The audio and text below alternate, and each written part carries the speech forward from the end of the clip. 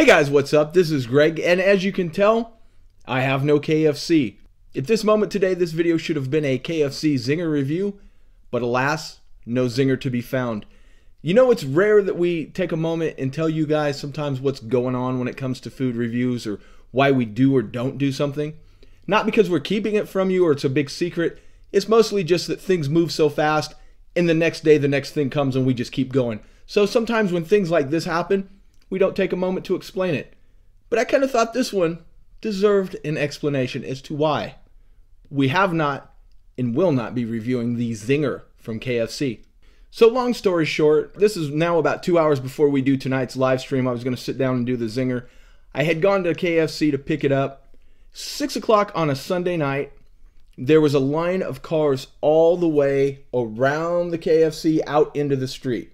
This is true. This is the same exact KFC that I've been to in the past, that when they have one car, just me, in the drive-thru, it's taken upwards of 30 to 40 minutes to get one item to review. The parking lot was empty. The drive-thru was full. I decided I would go in and get this item and then come back here and review it. Upon walking into the KFC, this is what I saw. God strike me dead, this is the honest truth. No lights were on in the KFC, like in the dining area or in the kitchen area.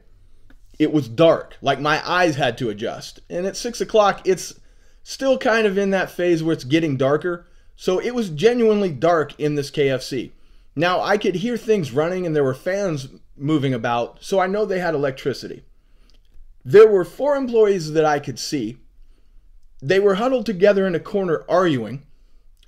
There were 2 people standing at the counter waiting to be waited on. And then there was a guy that was on the other side preparing the food in pitch blackness. I'm not even kidding you. I had to look to see his head moving, and he's in there preparing food in this kitchen for KFC in pitch blackness. Looking at the floor had a film about this thick of filth on it. The counter was completely covered in just crumbs and crap. There was a filthy mop bucket sitting just right out in the middle of their work area. I guess the guy was gonna mop, but then he stopped to partake in the argument. So there was filthy mop water. There was a guy working in pitch dark blackness, and the entire place was filthy. And then you had 4 employees. And I am not picking on fast food workers. I did it in college. There's a lot of places with quality employees. This place did not have them. The 4 people that were arguing looked like they have not bathed in months. Filthy. Filthy people in a filthy place working in darkness. At this point, I had a moment of clarity. It was probably going to take me 45 minutes to get my Zinger prepared in darkness in a filthy kitchen by God knows who. It could have been the Hunchback of Notre Dame back there. I really couldn't see anything but a shape moving around in the kitchen. Now, honestly, it's the KFC Zinger. What's it going to get? 1,200 views? And then maybe over the course of like a year, it'll get to like 2,000 views. You know, we make things that we know are going to get views, and then I've got a pretty good knack of telling you by a food item how many views something's going to get. As you can tell, we pretty much make things out of love. A 1,200 view count on the KFC Zinger will not even pay for the sandwich. So here I am on a Sunday afternoon waiting 45 minutes for food that's going to make me sick. And then I won't even make the money back to pay for the sandwich. Just couldn't do it. I just couldn't justify it. What's more, if I was a consumer, like if I didn't have the channel weighing over me, I would definitely never go there again. At a certain point with these places, when you choose to accept that it's dirty or it's not well run or they're too slow or any of these things or all of these things that I ran into, and you still give them your business, you settle for eating there, you're condoning them continuing to run a crappy business.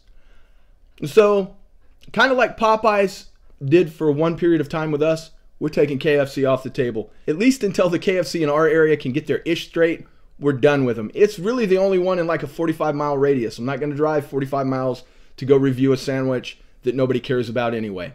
It's a chicken sandwich with some hot sauce on it. The thing I question most about all of this, though, is this place has a manager. So apparently the manager doesn't care. Okay, well then this place has an owner. So apparently this is okay with the owner, because I'm telling you, this isn't new to this place. I've probably been this way for a long time, but this is the first time in a long time I've walked in I've always just gone through the drive-thru and waited my 40 minutes for my one car load full of food. So the manager doesn't care. Apparently the owner doesn't care. Most businesses have a regional manager that must check in from time to time, so the regional manager must see this and be okay with it. If, depending on how they're run above a regional, sometimes there's a district or sometimes they're the same thing. Regardless, that person must be okay with this, and so on and so on. It makes me wonder, kind of like KFC as a chain. Some of the crappiest, nastiest restaurants I've ever been in were KFCs. There was another one just up the road that got closed down. They went out of business. One of the filthiest places I've ever seen. So for this point on, until I can find a better KFC or I can find one that's clean, they're out of our review orbit. Just not going to do it. It is not worth me keeping them in business by giving them even publicity saying the food is bad, because that helps them.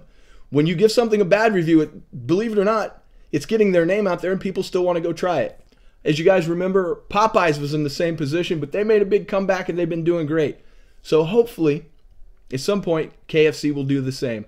Now, before I go, after I've unleashed my little tirade here, go to the endorsements channel. He reviewed this product. I talked to him last night.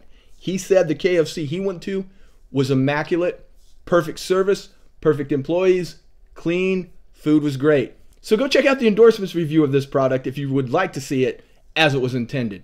But if you go into a KFC or a BK or anywhere else and it's filthy, don't give them your money. Don't reward bad behavior. Don't keep these places in business. Go somewhere else. That's all I got.